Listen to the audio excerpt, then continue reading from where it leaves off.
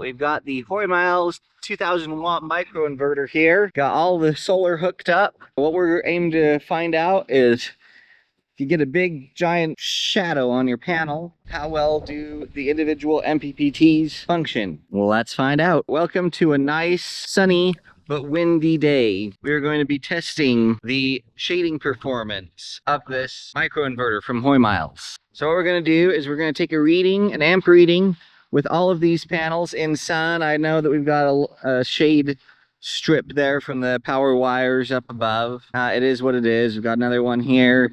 Leaves are blowing everywhere. So this is obviously not laboratory testing conditions, but it is real world, which is what we're all about here on this channel. If you appreciate unique videos like this that really aren't around anywhere else, and you're one of those people that like to leave before the end of the video, I'd like to ask you to please consider giving us a like, a subscribe, and a comment, and share. These videos aren't sponsored by anyone, and those 4 things are completely free for you to do, and it really benefits the channel, so I really appreciate it. All right, let's get a reading for how all these are performing right now. All right, so what we got set up here is those panels are out there in the sun, because I got some shade over here, obviously. It comes through a circuit breaker here, and it's currently feeding into my AC unit. You can see that we're producing 3.9, 3.8 amps right now. And that's with all the panels generally in full sun. So now what we're going to do is I'm going to flip this flexible panel over. So that way it's basically 100% shaded. And we'll see what kind of impact that has. All right, so that's basically if a panel died or was just in a ton of shade. So yep, it went down 3.5 amps at the moment. All right, now I'm gonna partially shade one of these panels here. Again, just kind of to mimic partial shading. Leave that one out of the mix for a minute. 3.5 was where we were before. All right, so you got a big trash can shadow on one of these panels. That should pretty much nix this group of big panels. Look at that, 2.3 now. But that's still pretty good. 2.3 times 240, 552 watts. Okay, now I've put that leaf blower there that's shading a corner of this panel and then across that panel. Let's go see the damage that caused. Yep.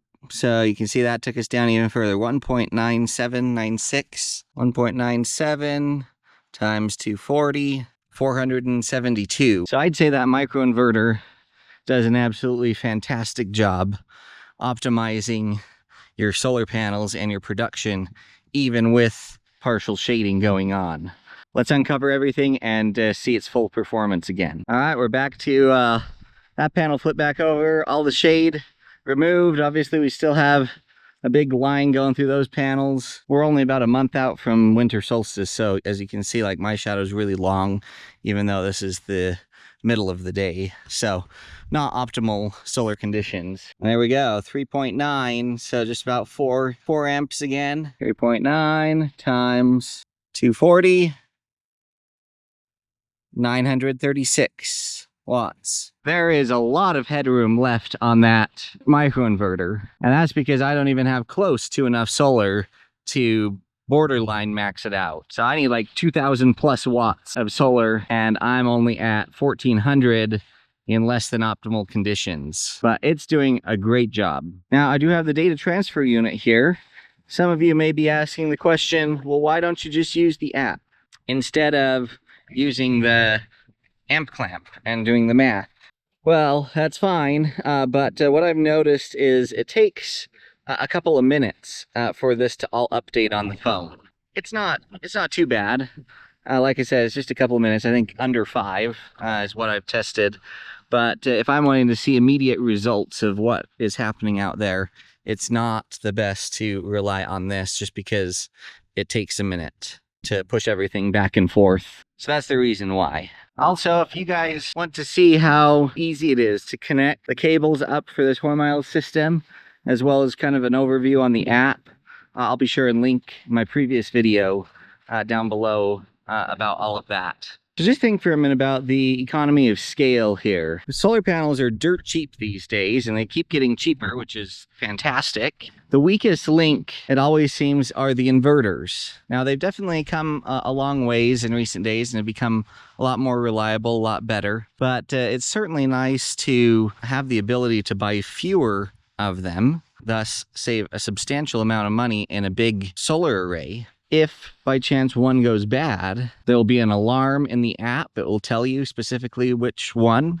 has gone bad, and you can just swap it out. Of course, it will impact production in a greater margin because more panels are connected to it, and if it goes out, you lose more production. But I would argue that you also decrease your chances of having an issue because you have fewer inverters. I think it brings a lot of great potential to the table. So does the Hoymiles microinverter actually have 4 independent MPPTs to optimize partial shading and panel issues? Absolutely. I'll leave a link down below to Hoymiles' website. I was the one that reached out to them in the first place to get one of these. They did not reach out to me. I requested it because you guys, my viewers, recommended I do that, and I appreciate that. Check them out. I think they definitely deserve a little bit of research, especially if you're in the market for some kind of solar system. You guys will want to for sure subscribe to the channel because the last video in this series with the Hoymiles microinverter is going to be this one. And here's a sneak preview at that coming up. 2.4, 2.5 amps going into my AC unit. It's just generic, coming from solar. And check it out, guys, finally, batteries. I've figured out a way to add batteries to the setup so that not only are you running your AC unit off of solar power, but you can also run it off battery power, so that way you can make use of your solar even when the AC unit is off. This is flipping amazing. Won't want to miss that video coming up. So be sure you're subscribed. Also, please leave comments down below. Thanks to you guys, like I mentioned, I was put on to Hoymiles. The smartest people are in my comments section. I love hearing from you. I read all of your comments, and I try to respond to as many of them as I possibly can. So please leave comments down below, and please provide the single best compensation for videos like this, and that is the like, the comment, subscribe, and share the videos with your friends. Specifically, in your comments, tell me what you might want to see tested with this microinverter next. I've got it here in a very primitive setup, very easy to test, run different scenarios. So what do you want to know about it? Thank you all so much. I sure appreciate all of you, and we'll catch y'all next time.